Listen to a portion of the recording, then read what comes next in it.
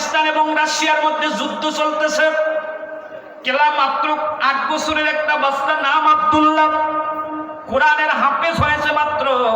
ছোট্ট একটা ছেলে, এই ছোট্ট ছেলেটা রাত্রিবেলায় এশার নামাজ পড়ে মাদ্রাসায় ক্লাস করে বাড়িতে আসতেছিল, ভুলক্রমে অন্ধকারে রাশিয়ান সৈন্যদের তাঁবুর মধ্যে ঢুকে যায়। একটু আমার দিকে তাকান। আপনি আপনার বাচ্চাটাকে খুব সহজ মনে করেন, আমারই তো ছেলে, এত হালকা, তাই তো? ছোট্ট ছেলেটা রাশিয়ান সৈন্যদের হাতে গ্রেফতার হয়ে যায়। রাশিয়ান সৈন্যরা তাকে ডেকে বলে, ছোট্ট বালক, তোমাকে এবার আমরা মারবো, তোমার কোনো কথা আছে কিনা? ছেলেটা নাক দিয়ে বলে, আমাকে তোমরা কিভাবে মারবা? কয়, তোমাকে আমরা জবাই করব। ছোট্ট ছেলেটা আশ্চর্যজনক ভাবে ওদেরকে ডাক দিয়া বলে, রে রাশিয়ান কুকুরেরা, তোমরা কি জানো না আমার হায়াতের মালিক তোমরা না? একটু মেহেরবানি করে বলুন তো, হায়াতের মালিক কে? আরো জোরে। তোমরা কি জানো না আমার হায়াতের মালিক তোমরা না? আমার হায়াতের মালিক আমার। ছেলেটার দুটো মুখ চিপে ধরে ডাক দিয়া বলে, ছোট্ট বালক রে, বেশি বড় কথা বলো না, তোমাকে এখন জবাই করব। ছেলেটা বলছে, তোমরা যাই বলো না কেন, কোরআন পাহাড়ের চেয়ে বেশি ওজনওয়ালা।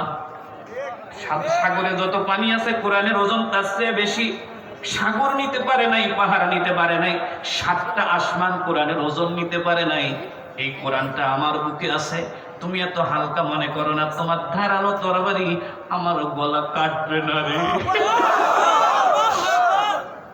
তোমার ধারালো তরবারি আমার গলা কাটবে না। ওরা ডাক দিয়া বলছে, কি বলতে চাও? তোমাকে কিন্তু এক্ষুনি জবাই করব। ছেলেটা বলছে, জবাই করার আগে তোমরাই তো আইন করেছো, একজন মৃত্যু পথযাত্রী ব্যক্তির মনের ইচ্ছা পূরণ করো। আমার একটা আবেদন আছে, তোমরা জবাই করে করো।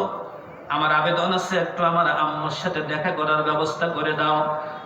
আমি জন্মের মতো আম্মুর কাছে যাব। আমি আম্মুর কাছে গিয়ে সুন্দর মতো মায়ের কাছ থেকে দোয়া নেব, মায়ের হাতে একটু সুন্দর করে খাবো। খাওয়ার পরে তোমাদের কাছে আমি ওয়াদা দিলাম চলে আসবো। তোমরা মনে রেখো রে, ইমানদাররা কোনোদিন পৃথিবীর কোনো মানুষের সাথে ওয়াদার খেলাপ করে না। ওরা দেখে বলে, না আমরা তোমাকে বিশ্বাস পাই না, সাথে করে আমরা যাব। ছোট্ট ছেলেটা ডাক দিয়া বলে, রে রাশিয়ান সৈন্যরা, আমি তোমাদেরকে আমার বাড়ি পর্যন্ত নিতে পারি, তবে শর্ত হলো আমার মা কোরআনের হাফেজা, খাস পর্দা করে। প্লিজ প্লিজ একটু মেহেরবানি করে আমাকে কি তোমরা একটু রহম করবা নাকি? আমার আম্মু পর্যন্ত তোমরা যেতে পারবা না, দরজা পর্যন্ত যেতে পারবা। আমি বাড়ির ভিতর থেকে 15 মিনিট 20 মিনিট থেকে এরপর তোমাদের কাছে চলে আসবা, এরপরে তোমরা আমাকে নিয়ে আসবা। তারা কেমন জানি নরম হলো, ছোট্ট ছেলেটাকে সহ সুন্দর করে ছেলেটা তার মায়ের কাছে চলে গেল। দরজার সামনে গিয়ে মাকে ডাক দিয়া কয়, মা। মা সন্তানের চেহারার দিকে তাকায়, ডাক দিয়া বলে, ছোট্ট বালক রে, কি বলতে চাও? ছেলেটি ডাক দিয়া বলে, মা গো, খেতে দাও। পৃথিবীতে মা এমন একটা সম্পদ, আপনি বাইরে হওয়া কোনো বিপদ যদি বাড়িতে গিয়ে লুকায় রাখতে চান, বাপের চোখ থেকে লুকে রাখা যায়, বউ বাচ্চারা চোখ থেকে লুকে রাখা যায়, ভাই বোনদের চোখ থেকে লুকে রাখা যায়। কিন্তু পৃথিবীতে আল্লাহ পাক মায়ের চোখের মধ্যে অদ্ভুত একটা পাওয়ার দিয়েছে।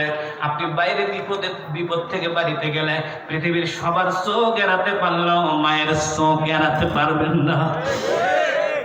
মা অটোমেটিক ডাক দিয়া বলছে, কলিজার টুকরা, সত্যি করে বলো তো বাইরে কি হয়েছে? ছেলেটা বলছে, আম্মু তেমন কিছু হয় নাই, খেতে দাও। মা ছেলেটাকে বুকে নিয়ে বলছে, সত্যি করে বল, তোমার চোখের মধ্যে আমি কেমন জানি একটু ভয় ভয় দেখতেছি। ওইটুক মানুষ আর কতক্ষণ নিজেকে আটকে রাখবে? মাকে ডাক দিয়া বলে, মা গো, সত্যি বলতে কি, দরজার সামনে 7 জন রাশিয়ান সৈন্য, আমি একটু তোমার সাথে দেখা করতে আসছি রে মা। আমাকে এখান থেকে নিয়ে যাওয়ার পর নাকি আমাকে জবাই করবে। মা সন্তানকে বুকের সাথে জড়িয়ে ধরে ডাক দিয়ে বলতেছে, কলিজার টুকরা রে, তুমি কেমনে বুঝলা তোমার মা তোমাকে ওদের হাতে ছেড়ে দিবে? আমি তোমার মা, প্রয়োজনে একটা জীবনকে 10 বার দিয়ে দেব, কিন্তু একবারের জন্য তোমাকে আমি ওদের হাতে তুলে দেব না। একটু মেহেরবানি করে বলুন, মা কি পৃথিবীর কোন সন্তানকে কোন অস্ত্রের হাতে তুলে দিতে পারবেন? আরেকটু জোরে বলেন, পারবেন?